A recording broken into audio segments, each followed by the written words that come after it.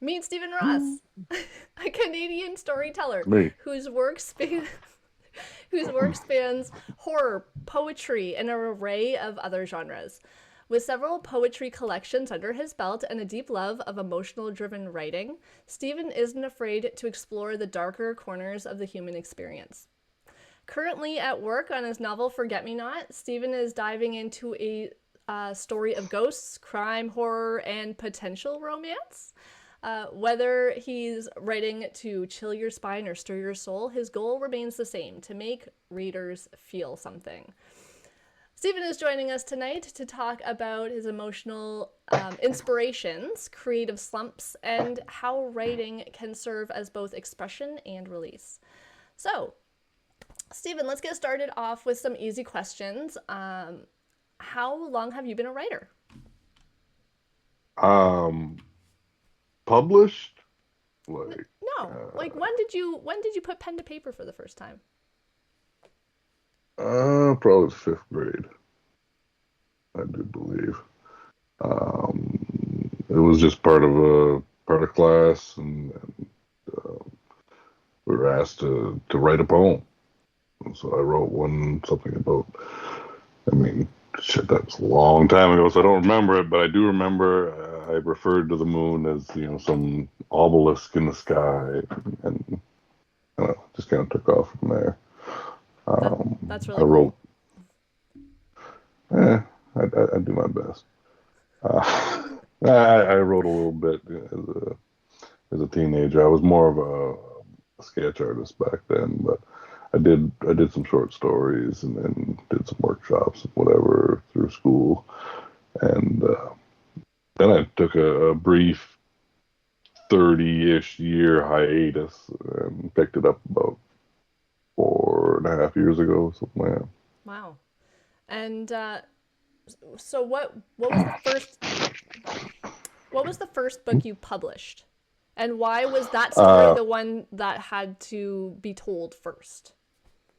so first book was actually a poetry collection, Lines of Light and Night. Nice. Um, so I picked up sort of the habit of writing, you know, anywhere from 2 to 20 poems a day when I first started back into it, and eventually said, oh, you know, shit, maybe I should collate these things and put it together, but in a way that made sense. Like it's not just a mishmash of everything I did. It's the dichotomy of dark and light, of good and evil, love and hate. It's a very divided book. Very cool. Uh, right here. Oh wow, that's awesome. And it, and it's also in the overlay as well, along with your other four books that you have in your. I do. Yeah. Yeah, that's awesome. And is that available on Amazon, or where can people find that Uh, book? they're all available on Amazon. It's the only place I've really done any sales, unless the odd time someone's asked me if they could have an actual signed copy, and I'll, just I'll sign one, mail it off, and Nice. put a little blurb in there. I might hit you up on that. I Oh want a shit, signed I'd be honored. copy. Yeah, I want a signed copy. And so collectively, you've published both horror fiction and poetry, different mediums that Hmm. evoke strong emotions. What sparks you to drive to write horror slash dark fiction genre? I guess I don't know. It's what I grew up on a lot of. When I was young, even now, I still read horror. Um, the like it evokes a strong emotion. It's one of the primal emotions or one of the primal feelings, like to be to feel that fear. And it's an open genre. It doesn't have to conform to any real specific set of rules the way some of the other genres kind of do. or else they get picked apart. Um, it, and it was just it was what I read. You know, I read a lot of fantasy too, but I got I don't read it as much anymore. So it's my influence. It's my love. Yeah, that's so true though. That like with romance, you have to stick to a happy ending, or else the readers will get upset. But with horror, it can kind of end any sort of way, and it doesn't really matter because you're just it. I mean, horror's trying to incite more, you know, for the lack of a better word, negative emotions like fear. Um, so I guess having that. Oh, oh my gosh, that's really loud. What happened? What did I do? That was really loud. I don't know about you guys, but that was like ear blowing loud for me. we Hey, just, there's Nuggies. yeah, we just Hey, got a Brian C. raid. Miles. I know Nugs. Oh, nice. So we just got a Yeah. raid of Hey, 9 Brian. viewers. So, Hey, Brian. yeah, thank you so much for the raid, Alexis. We are just doing an interview with Stephen Ross, so make yourselves comfortable. And yeah, I thought I turned the sound off for that, but apparently not. Hi. All right.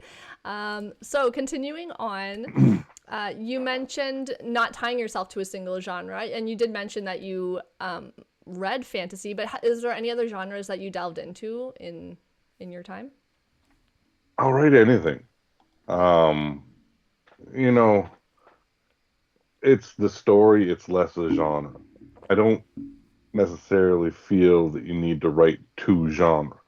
Do you have a story?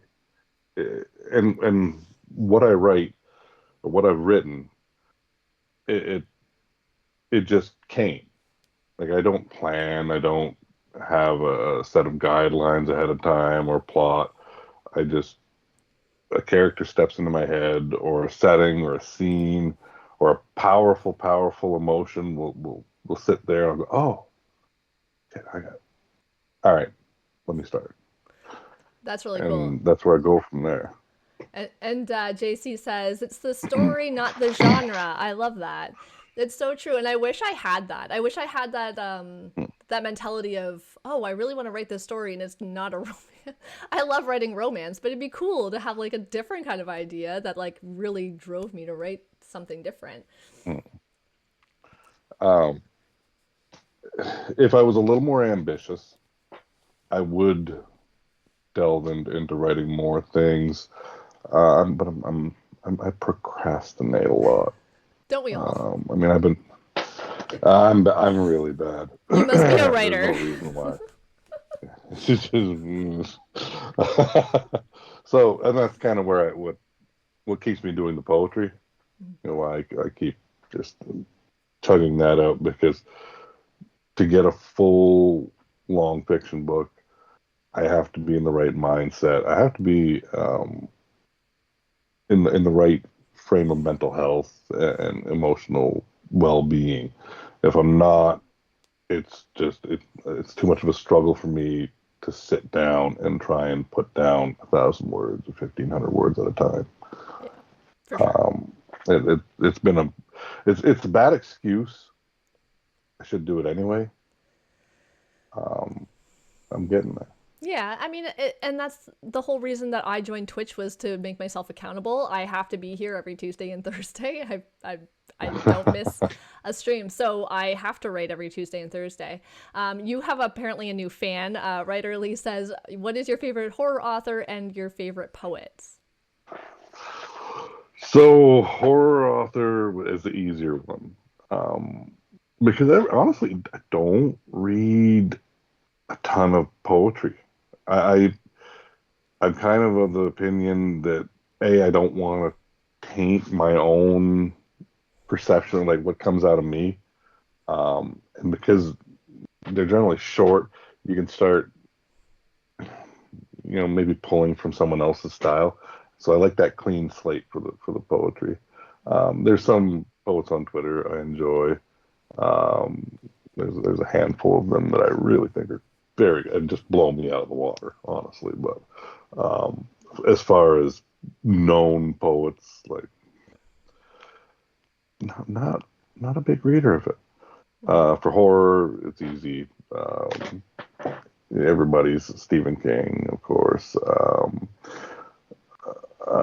Jack Ketchum. Jack Ketchum is just terrific. Rest in peace. He passed away a few years ago, but extremely visceral. Like maybe a little over the top with the gore, but I've been accused of that myself. But he tempered it with the fact that he could write things that draw emotion. You know, if you've ever, if you ever have the chance to pick up The Girl Next Door by Jack Ketchum, you won't be the same after you read it. That scares me. It is, yeah, it's harrowing. Like that, it's the type of thing to make you cry. Oh gosh. Not from the fear or horror, but from it's just such a tragic, sad story with horror elements. So that's kind of how I try and write anyway. Like not to be just I don't write gore for gore's sake or uh, just inject crimson waves everywhere. Uh, I want people to feel Yeah. when they read my stuff. I want them to care about the characters and be just destroyed whenever something bad happens or Spoiler you alert. know yeah. I do tend to lean a little bit towards nihilism. Um, you know, so it can be a little grim sometimes, but I'll also, if I ever get the time, I'll happily write an erotic romance. You know, I don't have any strict lines. Nice. And it looks I like talk with chat. my hands a lot. That's okay. I do too. Chat is kind of taking over all the interview questions, which is totally fine by me. TJ says, "Is there ever a thought or a feeling of catharsis with your writing, like that moment of this is healing me, having to slog through this part of my writing here, sort of thing?" I call that therapeutic writing. Like my pieces are my therapy, so I think that's kind of what TJ's talking about. um, yes and no. It can be a good thing and it can be a bad thing. I write a lot about tough things when it comes to poetry. There's a lot of abuse and addiction and some other not so pleasant things. So sometimes I write my way out of it, and sometimes I'll write my way into it. Mm, Um, but at the end of the day, it's also probably the work I consider my best. yeah. Um, I can you know, skip together a bunch of words and try and sound um, esoteric, or I can rhyme a bunch of things together, and that's great and fine. But if there's no emotion, Yeah. No, I totally get that. And there have been times in my own writing where I have been typing and all of a sudden this person's going into addiction and then I'm like, "Oh, how are they going to get out of this?" So like I guess I kind of understand that where you kind of go into something and then you have to kind of write your way out of it but in a logical and meaningful way. And yeah. Uh Travel Girl says, "Hello Stephen, I love your reasons for writing. Nice to see you and hear your voice." oh, well, thank you so much. I've written myself. Now, JC says I've oh, written sorry, go myself into to such a joy to write yourself into something, and you're like crap. ahead. Nice. Okay. So going forward with kind of your processes. So, uh, do you outline your work, or are you a discovery writer and just see where the journey takes you? Yeah, I couldn't outline my way out of a wet paper bag on a Sunday. That's not happening. Um, I just let the words go. I occasionally I'll get a gestalt moment where something will just, oh, okay, that's gonna happen. Yeah. But 9 times out of 10, it doesn't. Yeah. It completely just goes off in another direction. Yeah, totally. Yeah, the first novel I wrote. Uh, Nice. love that. Love it. It just popped, a scene popped into my head. It was a very sad scene with a couple who had been lovers and partners in life in the old world essentially, Mhm. and they were no longer fully human, and one had to essentially sacrifice themselves for the other to live, and that was the story. I'm like, oh, this is gonna be a short story, and that's how it's gonna come up. Didn't turn out No, like that at no, all. never There's does. elements of the two characters are there, Yeah. but completely different and roughly, I don't know, 190 pages longer than I expected. Yeah, no, that's usually how it happens. Like, oh, this is just gonna be a short story or a novella or something, and then yeah, world building ends up taking over. All right, and you had mentioned in your intro that you had been creatively stalled for 3 decades. Was that? No, well, I wasn't necessarily creatively stalled. I spent a solid decade in severe addiction. Hmm. So there were some moments of homelessness, and just my life wasn't right. Right. Um, so you're not writing at that point. Well, some people do. I guess Bukowski, I guess did, but I was no Bukowski and never will be.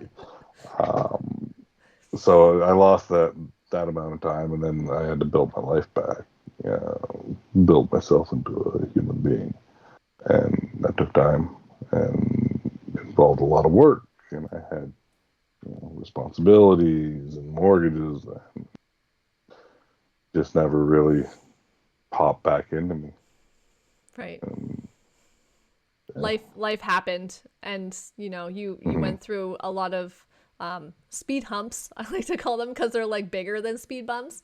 But what rekindled that spark of writing? Actually, it was so. If you would have known me, say, a decade ago, I would have said, social media is just ridiculous. It's a stupid waste of time. Twitter is the dumbest fucking thing I ever heard. Oh, can I say fuck? Yeah, you totally can. I said fucking a. um, yeah, I was really like, I just didn't. It wasn't my thing. I didn't think, and for whatever reason, I hopped on it in 2021. I think it was like I'd had an account for maybe 6 months or a year. I never used it. I hopped on it, and it just happened to cross wires with the writing community. I can't even talk right It's now. fine. I The understand you. writing community on there, and and it just sort of kindled something. There was a couple of people, one in particular that really fostered and helped me grow it. That yeah, I have to thank them for that. So yeah, it was that. It was just um, I found an outlet where somebody, I write for myself, Yeah. but if you never get any feedback, if you never hear anything back, eventually it just why?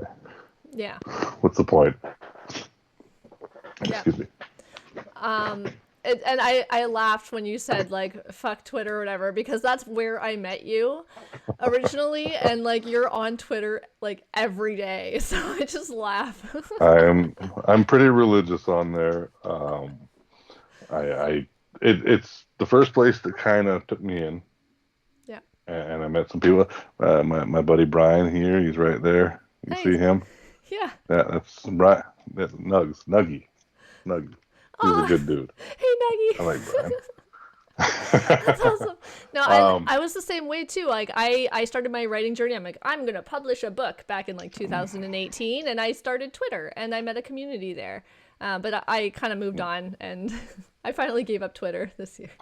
Yeah, that's fine. It's fine. Really? No, but JC I says I mean, finally gave up Twitter. I kind of go on every now and then. I post that I'm streaming, but I kind of it fizzled out for me. for me, I get nothing on Instagram. Mm. I get, and probably because it's a visual medium, and Oh, this please isn't. stop. Stop it. uh, I can't get any traction there.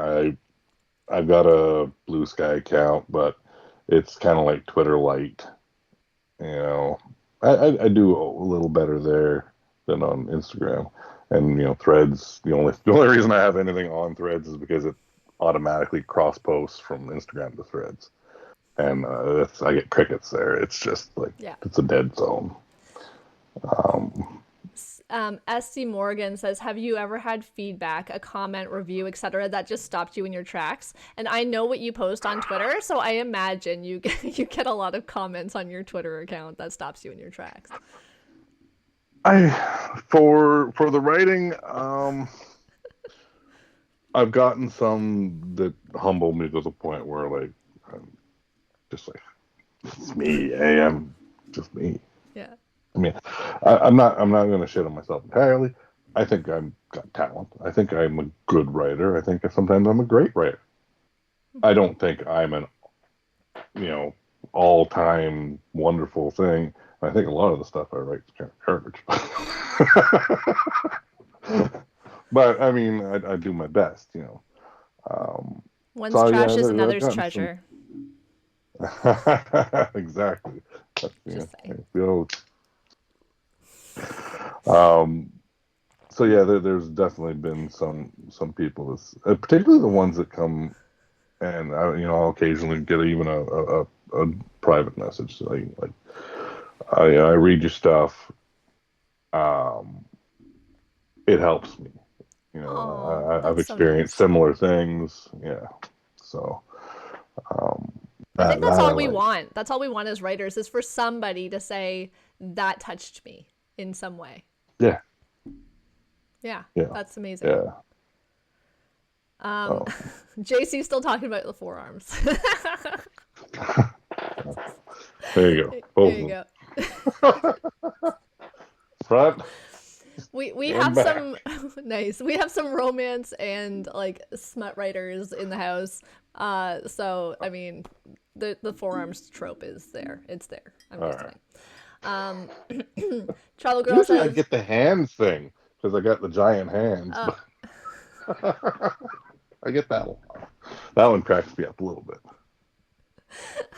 Travel Girl says, I met Steven on Twitter and interact with him every day. Even his snippets on poetry are so deep and beautiful. Oh, thank you That's so so much. nice. Really Post that on appreciate Instagram, and I bet you'll get a lot of attention. It's so true. See, that. and this is what I was kind of thinking when you like you're like look at me or whatever. I'm like I see tattoos, like you would attract a lot of female readers and writers on Instagram that way. I'm just saying, it's there. Okay.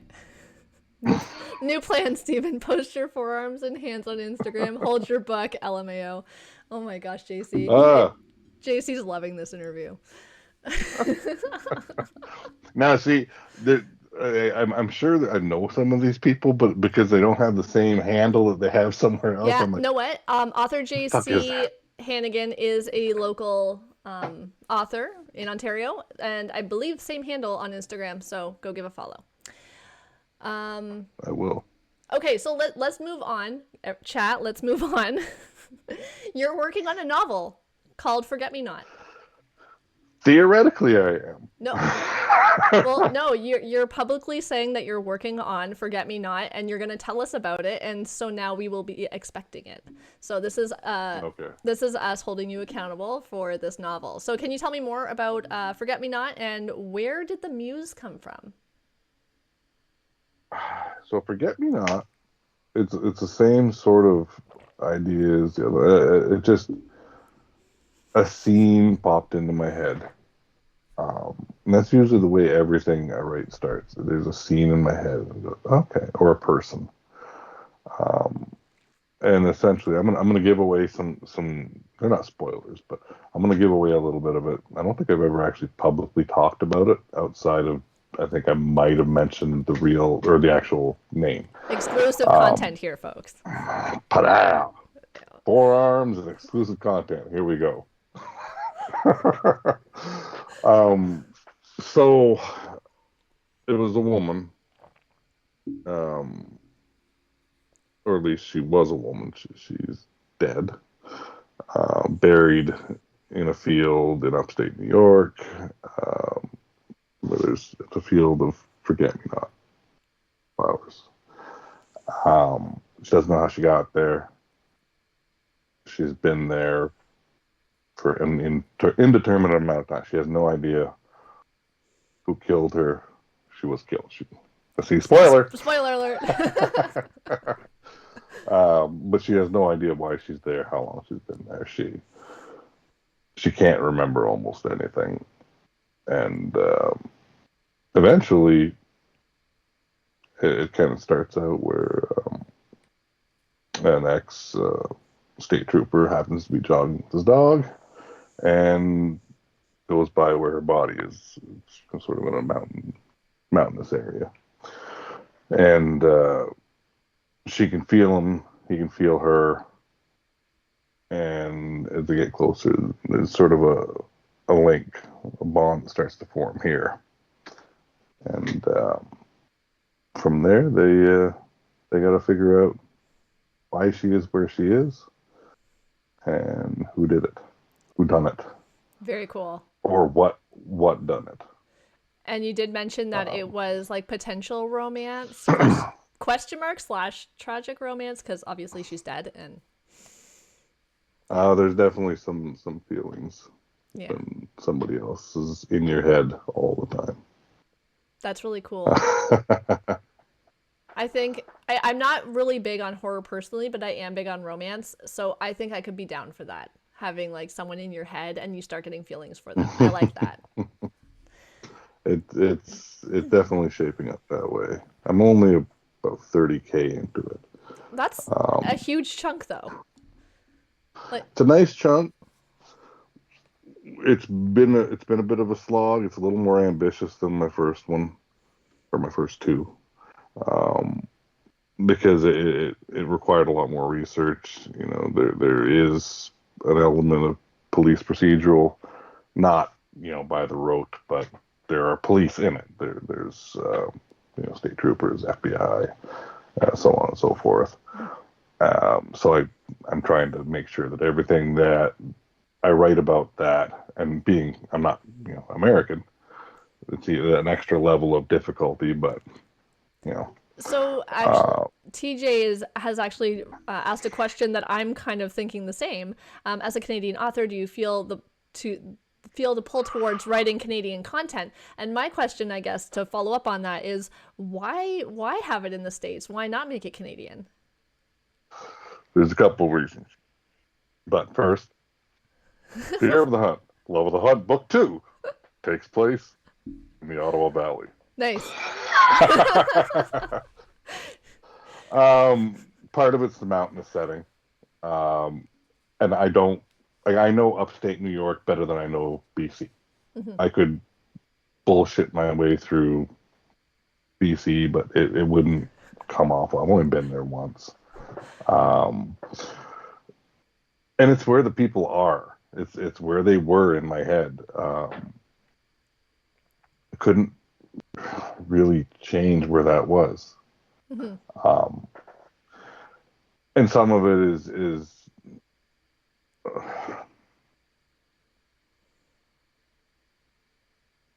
I know this area really well. Toronto, Ottawa, Cornwall, Montreal. That's I don't like. I'm here all the time to set everything there. I don't know. It just feels like I'm taking a drive through my backyard. I don't know if that like yeah. I know Stephen King writes 90% of his stuff in his backyard. I don't know if I could do that. Yeah. I don't.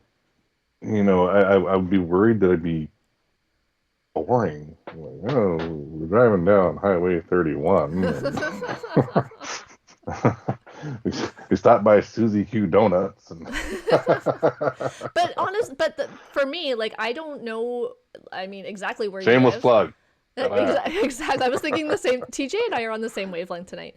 I don't know exactly where you live, and not a lot of people who would read your book know exactly where you live. So, like Hmm. Susie's Diner or whatever, like Highway 31, that means nothing to me. That doesn't sound boring. Ah, It sounds almost fictional, only because I've never been there. So, I mean, that's just my food for thought you there. never been to Ottawa? Not since I was about 9. I'm not going to talk Jesus, about how long ago that was. not as long as it was for me. So there. Valid. Yeah. So, and I mean, going to Parliament buildings when you're 9 is not fun. So I've just had never had the It's not fun urge when to you're go back. 49 either. Valid too. That was a twofer. Yeah. So, Oh, no, it's been a while. I mean, I think the closest to Ottawa I've been recently is Central Frontenac, which is really nice, by the way. You guys should go visit Central Frontenac. It's very beautiful. You'll have to Google it. It's really small. all right. But anyway, Oh, yeah, Kingston. it's like, yeah, it's on a lake. I don't know. I'd find it fun, but I'm a history geek. Oh, TJ, that's fine. You can go by yourself. It's fine. Tell us how it is. Okay. So you mentioned earlier, like before the interview, that Forget Me Not could potentially be tragic. Do you usually know your endings, or again, like, are you just kind of figuring out where it goes as you write? No, no, I generally don't. Um, I think I know this one, or at least the epilogue. I don't know how it's going to get there. I don't know. I have some idea as to what's going to happen this time, a little more than the last time, but Mm-hmm. not really. Not really. It there will be an element of tragedy. There always is. Pretty well everything I do. Nice. Like getting up in the morning and going to work. Um, I feel this. but um, I don't think it's going to be quite as nihilistic as the last one. That one was, or the last two. The endings of those were just they were very bleak. Really? Oh But gosh. I like that. It gets it I, out of your system. I understand. yeah, I, my favorite, one of my favorite movies of all time is The Thing. Kurt Russell, 82. And it's just bleak and nihilistic and dark and just See, and I'm my the cup of tea. opposite where I don't like being in uncomfortable situations for a long period of time. So that's why I probably stay away from horror for You that very enjoy it in reason. short periods? Yeah, like short bursts. Like, like when there's climaxes to movies or whatever, and there's like that moment of, how are they going to get out of this? That's the uncomfortable moment I enjoy, but like being like Oh, you perpetually lost me at uncomfortable. short bursts and climaxes.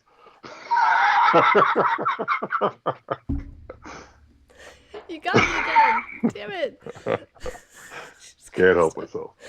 I didn't say I was going to behave when I was on here, right? That's fine. I never do anyway. I regret half the things I say on stream. So, and here we go. Oh, I don't regret it. Okay. Um, let me think. Let me see. I have a few other questions. Um, oh, okay. Yes, this is the one that I was actually really curious about. So, you okay? You are most active on Twitter, and Mhm. that's where I originally found you. But you have this other side of Twitter that tends to attract the ladies. Have you thought have you thought about leaning more into the advantage of writing romance or spicy prose just for those followers?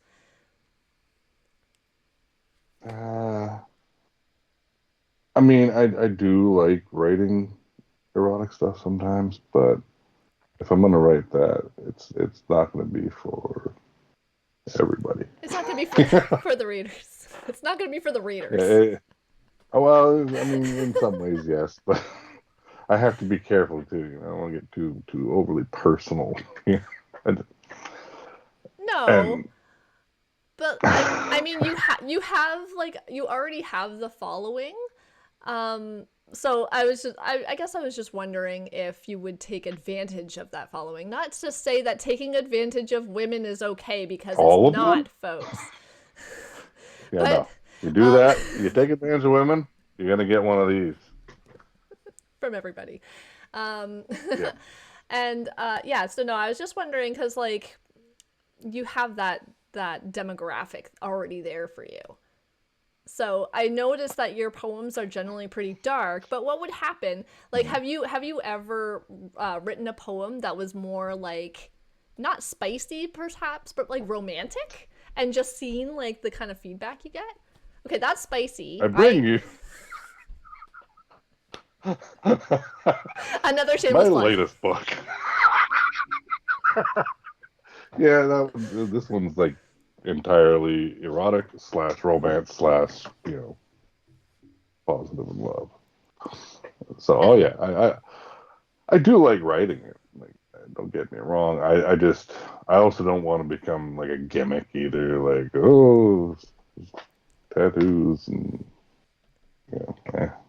No, I I'm just a understand dude. that. I get it. I understand. There's certain people See you that are later, okay with JC. that. You got a hot bar. She got a. All right. Bye, JC's kids. Have a good sleep. Yeah. All right. And is there Oh, what what is it? What oh, type of sorry. trope or content item do you find the easiest to write and what's the hardest? Is there any that you tend to rely on? A trope. I I don't really. At least I don't think I do tropes. That was actually probably the best feedback I ever got on the first novel on the Love of the Hunt was that a lot of people went into it thinking it's the zombie trope, Hmm. right? By the time it came out, the zombie genre was big for like more than a decade, and then it started to wane. So it was already on the way out. Um, but I had pretty well everybody that has actually spoken to me about it or who has reviewed me have said it wasn't what they were expecting. It broke any sort of tropes. They weren't your zombies, I guess. So What kind of zombies are they? intelligent. Oh. Some of them have emotions. They have backstories. Ooh, The that's main cool. character is one of them, and he's conflicted as fuck.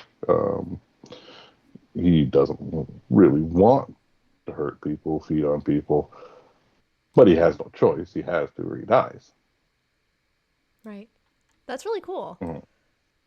Uh, all right. And I'm actually really curious about your social media handle. There, is there a story behind your social media handle? Okay, Do I I want got to into a know? lot of trouble, but Do I want to know? I, I've been getting into trouble for this goddamn handle for forever. Okay, when I did it, everybody thought, "Oh, are you some kind of a dom?" No, no. I'm not the guy in the Twitter with the little suit on and with this watch showing a little bit and talking to the ladies like this. And, you do what I say, ladies. Fuck off. No, it's my initials. It's it's literally my initials. Just Oh, the okay. real Daddy chill. Stephen Ian Ross. Brian, Brian, you're hilarious. Oh my god, that was good. Now be careful, Brian. Don't make me take my nipples out. Oh my gosh. That's actually a really realistic answer. It's my initials. The real Sir Yeah, SIR. uh, if I would have known before that, I was expected to, have a belt in my picture, so I would have not used it. I would have gone with something different. Yeah, No. like I mean I'm struggling with changing unknown soul to like my actual name now. So yeah, Uh-huh. I get that. I get it. Okay, so we're gonna wrap up this interview. It's been almost an hour now, but I do have a little game of this and or that, this or that, but it's the dark edition. Oh. So not dark like that, Yeah. like horror. No, Okay, I think I was so there. you can take your time with your answers. There's no like rapid fire or anything like that. So weapon of choice: crossbow or baseball bat? Baseball bat. I totally picture that. Uh, ghost story or serial killer thriller? Ghost story. Well, you're literally writing one right now, so that was kind of a given. Um, Oh, there's a little of both in it, though. oh, nice. Oh, yeah, that's true. AI overlords or a viral outbreak? What would I prefer? What would I not want? Um, both? I don't know. Okay, I AI can fuck right off. That's, yeah, no, I've had enough of AI for a lifetime. At this point in time, no, I will not write my books with AI. No. No. Crucify me if thou will, but I will not. Oh, So, yeah, I mean, we technically had the viral outbreak already. That's true. That's true. Um, haunted motel or abandoned hospital? abandoned hospital. Creepy. Okay. Candlelight or flickering fluorescent lights? Candlelight all the time. More romantic. And a tragic ending or an open ended mystery? Tragic. Tragic. Life is tragedy. That's true. But an Oh, open ended mystery oh, just keeps everyone on edge. it can. It can. Hmm. It can. But if you were to take their story to the very, very end, someone's gonna die. I know that's true, but then that's why I don't listen to true crime where they're because I can't handle either. Really, I can't handle either. Like, Mhm. no, give me the closure, tragic or not. That's well, I think that's. I mean that writer Lee, you have a point too. Give me the closure, tragic or not. Um, yeah. Oh gosh. I this is why I can't handle horror. I give credit to horror writers because like to be in that space, like if I'm writing an uncomfortable scene or something that's sad, it makes me emotional. But to be stuck perpetually in a horror setting, always on edge, feeling like don't you feel like the stress in your chest when you're writing? No, not really. I mean, and there's parts where there's a little bit of humor. There's some really very tender moments in books. There's sex scenes in the books. Like it's not just one constant. Oh, we're all gonna fucking die. Yeah. Um, like I said at the start, it's a story. Uh, that the elements of horror are way more than the rest of the parts. There's still it's still part of the recipe.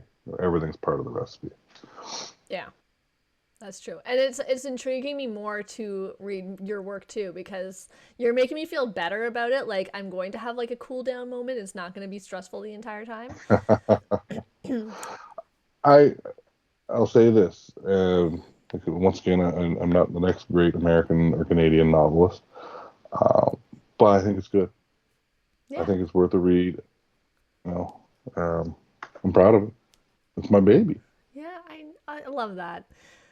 Does anybody in chat have any more questions? Like TJ or, or writer Lee. You want to see the back tattoo too?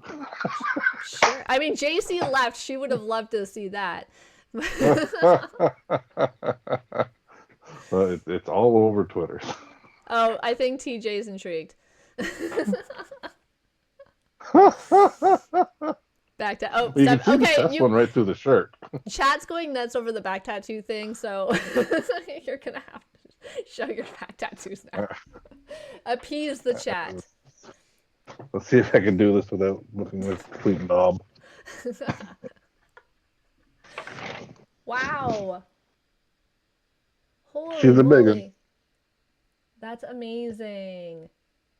Look at all the shading and everything. That must have taken forever. Yeah. Just yes. Hurt Yes, like it a did. motherfucker too. Yeah, I can imagine. I'm afraid of needles, so I will, give you virtual props for doing that. That's crazy. That work is so cool. That's epic. So cool. Damn. Chat approves. Chat approves. Right. All right. So we are going to wrap up this interview. Thank you so much for coming. It's been a blast. No, thank you. No, I really appreciate it. I was a little blown away whenever you broached me to be on the show. I was, Really? yeah, no, I really appreciate it. It's just me. It's and I do have you can see it. You can see the overlay. So mirrored. So this way. Over in the I corner. gotta figure out some way to make my camera do the other thing so it's not looking, because my face is mirrored. Oh. Like what I can see looks like my face, and when I look at it on the screen, I'm like, "Who's that fucking potato head?"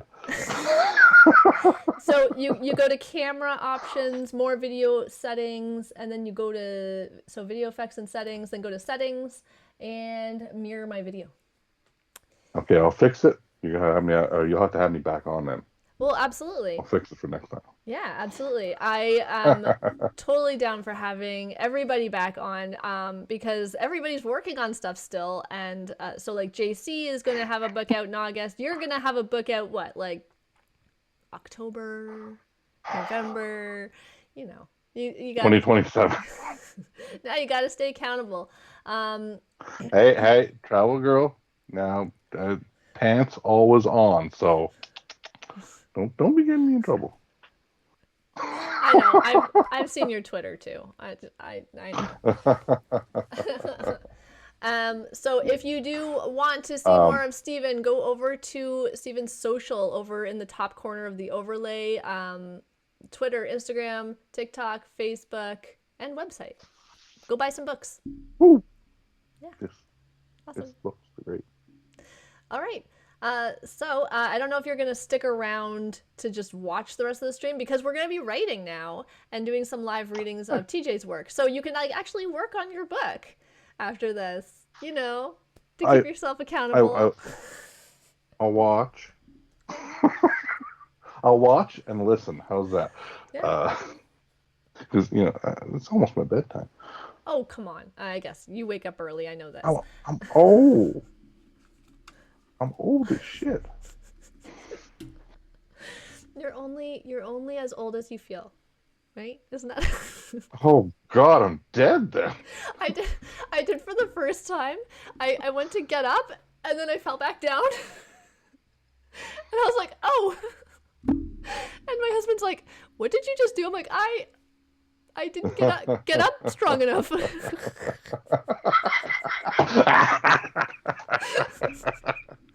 Oh shit. So I'm like, okay.